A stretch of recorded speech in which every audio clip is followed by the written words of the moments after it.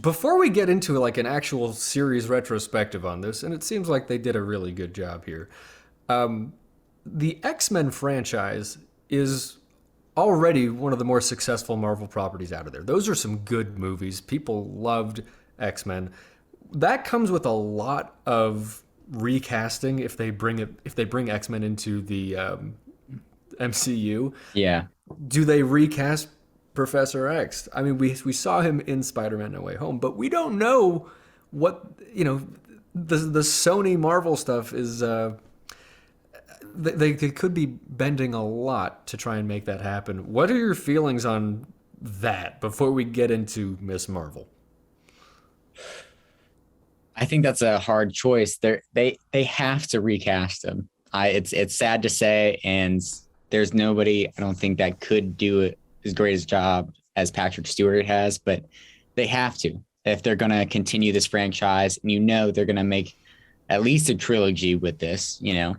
That's I just don't know if it's smart to keep Patrick Stewart in this because we're seeing a possible cast reveal that they're going to change the Fantastic Four. Right. They bring Penn Badgley. So I I don't know. I don't even have a fan cast. I don't know who could do it justice. I mean, it's also interesting to see, based on the end of Thor, we see from the top down, the villains are kind of going to be gods. And this new set of superheroes, the mutants, the X-Men, Mm-hmm. that could be coming up from the bottom.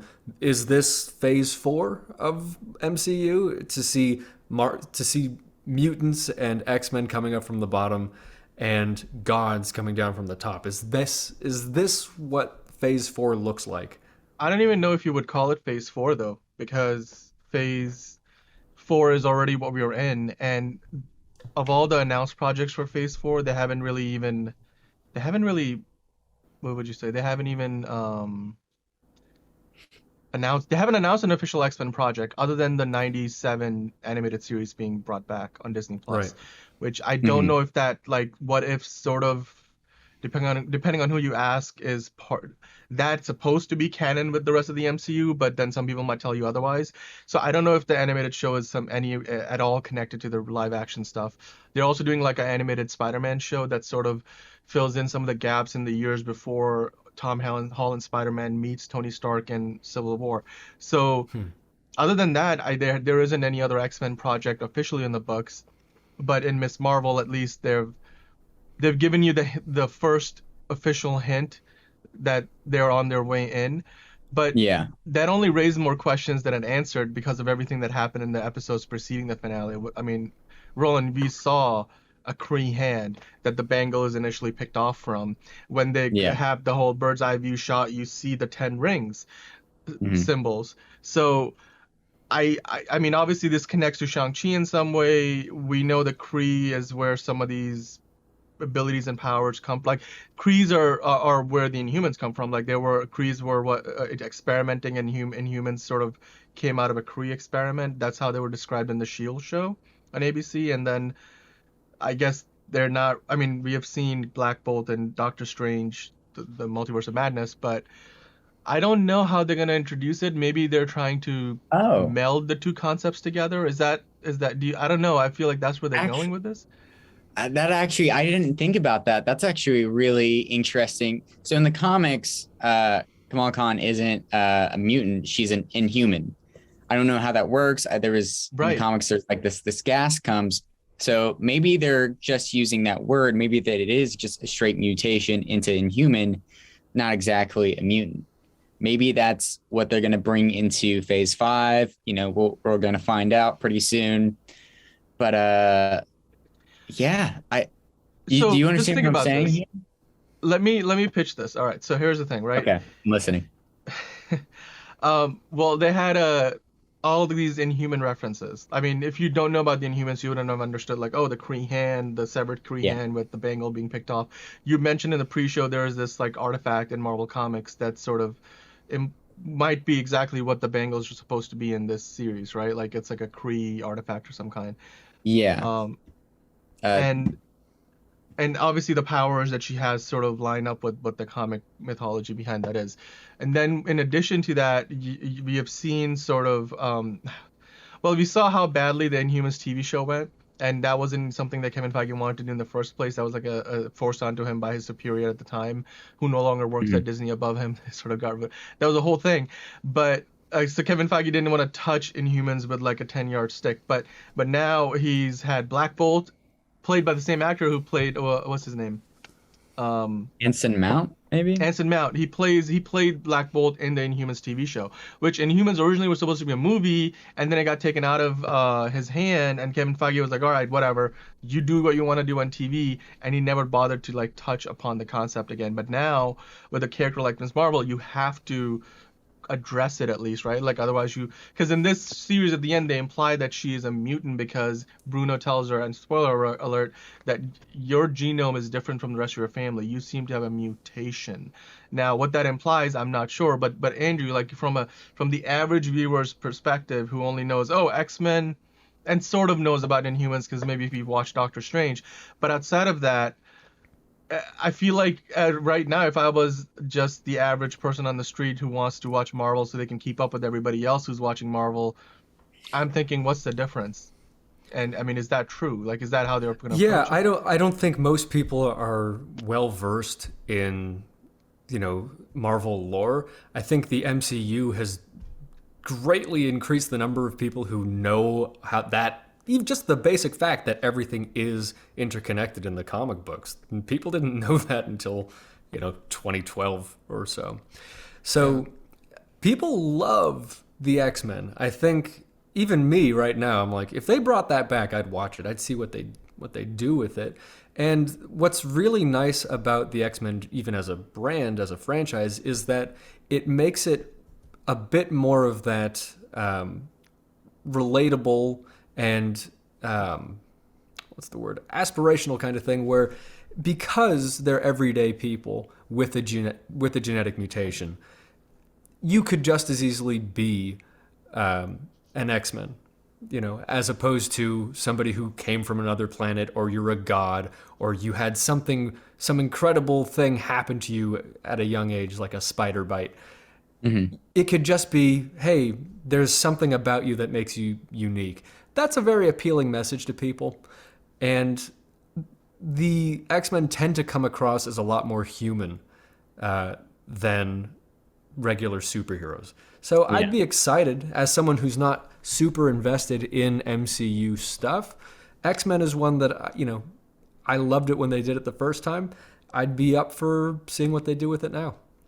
And Roland, so, I mean, now that we know, like, from the average person's perspective, it's sort of, you're just on for the ride. You can't really, I mean, unless you start doing your research, but the pieces that I just put on that table, the pieces that this show put on the table, how do you think they all fit together? It's a good question. I don't know. I don't know how fast Kevin Feige wants to move the mutants forward. I know he wants to use the Inhumans, and there's so much material that he can use, and I think they're really gonna do the Inhumans route just because of how central Kree are to Captain Marvel and her story, and bringing her in and having her like it's a switch. It's been confirmed that so Kamala Khan is like somewhere in the cosmos somewhere, and so it is. It's not like she turned into Captain Marvel. Yeah, no. Okay. It's like a transportation thing, kind of like they switched. I wasn't 100% sure. It's very weird, yeah, because it's if you don't know, then it's like how can you? It definitely looks like she transforms if you watch the clip too. Yeah. But how do you think all that connects to the 10 rings then? Because remember that in the post-credit scenes of that movie, Captain Marvel, like Carol Danvers, is there along with Bruce Banner, and they're trying to figure out this thing is sending a signal somewhere. Yeah. And now we've gotten all these hints that the Kree are going to be involved somehow. In Shang-Chi, he doesn't even say like how he finds the rings in the first place. So who's to say like he also doesn't find it in the same way, or if he knows about the bangle. I feel like this show left me with a lot of like just questions that I need to answer. I'm like, what's the story behind this? I want. Well, what are those questions? What should we be looking forward to now? I'm definitely looking forward to the Marvels. That'll be interesting to see. Bring Yeah. Photon, see how she gets wrapped into their craziness. I I don't know. What about? I mean, Dan, do you have any questions? Before we wrap, and I mean, okay, I have questions that I've already like mentioned, like so many questions, like mutants, Inhumans. I want to know Yeah. obviously where, her personal story journey goes, or at least the people around her, because I think the show that it has got a 98% Rotten Tomatoes score. This is the highest rated MCU thing ever, like movie, TV show, whatever. Obviously, the audience score is a little lower, which I think is an indication of why the show maybe wasn't quite catching on with the zeitgeist like some of the other shows had, like Moon Knight. But Yeah. but I'm excited for not just because I think the biggest thing this show did well and better than any other MCU show was all the supporting cast around her was fleshed out better than a lot of those other shows would have done in the past. And you really got to explore a different culture and world that we haven't seen before. Now, MCU as a whole, I think, has been doing a much better job of that in Phase 4, but this show, I Mhm. think, was the best example of that. So I really want to, what I don't want to have happen is we got this incredibly rich backstory that just gets shoved to the sides for the sake of the next Marvel project. Like, I think the fact that we just spent majority of this review of the series talking about what's coming next rather than what we just watched is, well, A, playing right into the hands of what Marvel wants us to do, and B, I think it's an indicator of like there's a lot of things about this show that I like, but there's also a lot of things that I think they did wrong. Like I think the villains went between being incredibly confusing as to what they wanted to do to being rushed in and out of the show to ultimately them being resolved like, oh, whatever, we're moving on to the next big thing. Let's just, and then we got the whole Terra Genesis thing, and they're like, oh, left that hanging. Now people are asking questions. Was that Terra Genesis? How they turned into rocks and crumbled? Like, there's all of these elements that when you walk away from the last episode of the show, the biggest thing you care about is, oh my God, they mentioned the X-Men. They said mutation, and that's it. And now you're just like, okay, well, done. And I think there's a lot of rewatchability factor that goes away simply because the last thing that they said in the show, I think it might have been even the last word in the show, unless you count the post-credit scenes. That alone now overshadows everything that came before in the show. And I think that is a Well, problem. Like, well, I think that's a it might be a problem. problem, but it's like, is that how they market this? Is that, you watch Marvel series to get hints about the MCU. I'm It's getting like for people who want to do the extra work and dig. But Yeah. like the thing is, I'm getting tired of every new MCU project turning out to be a commercial for the next MCU project. Like why can't we enjoy that MCU project?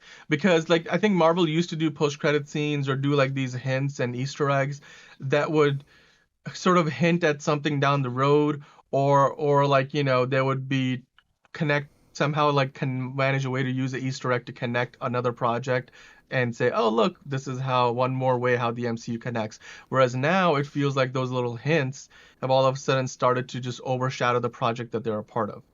Like back in phase 1 or phase 2 projects, Iron Man movies used to hint at stuff. Like, in the first Iron Man movie at the end, he walks up to Thaddeus Thunderbolt Bolt Ross and he says, I'm thinking about putting the Avengers together, which, by the way, in hindsight does not make any sense as to how that scene connects to what we see in the Avengers. But anyway, it was like a little hint. But now, like, at the end of Thor, you get Hercules. Again, spoiler. But and then people are mostly going to talk about that. They're like you said, like, where are we going now? There's gods versus superheroes or X-Men, and Yeah. nobody cares about what happened, like with Gore the God Butcher and stuff. We're just sort of already done with it. I feel like we Yeah. don't get a chance to breathe and sit with these projects anymore. We're just like worried about the next big thing that they drop because Marvel is too busy with that kind of thing. It's I don't yeah, know. They've they've always they've done that they've though. they've turned into comic books at the end of They the day. have, but I feel like it's gotten worse. Not worse in the sense that they're doing a worse job of it. I think production wise they're doing whatever, they're fine. But what's bothering me now is those little tidbits take away from the rest of what we have just seen.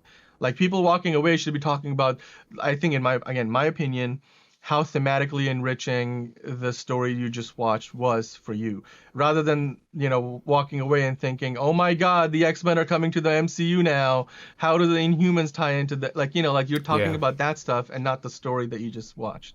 That's kind of what I'm trying to get at. I don't know. Yeah. Well, it gives us a lot to look forward to, which isn't Yeah. necessarily a bad thing. And I'm glad to see that this is performing better than, Moon Knight, which I did not care for. Well, actually, ratings-wise, until we get official numbers, I think Moon Knight still did way better, but we don't know anything In terms of about quality, numbers though, right? after the first episode. So they have yet to release how the ratings of the show progressed beyond the first episode. But the first episode was the lowest rated debut of any MCU show to date, which I can Well, that's not understand. great. The general interest wasn't the same. Whatever. Well- I bet you a lot of people watched the last episode or just skipped to the last At the scene. very least, that last cutscene. Yeah. That puts a cap on it. In the meantime, thank you for watching. Be our friend, like and subscribe and share and do all the stuff that a good little subscriber does. You want us to like you, don't you? Well, like us back. And, join us every week for commentary and reviews. Roland, are you not buying I just it? love the little subscriber thing. I wasn't expecting that, and I thought that was really good. Yeah. We'll be good little hosts if you be good little subscribers. They That's did. the deal.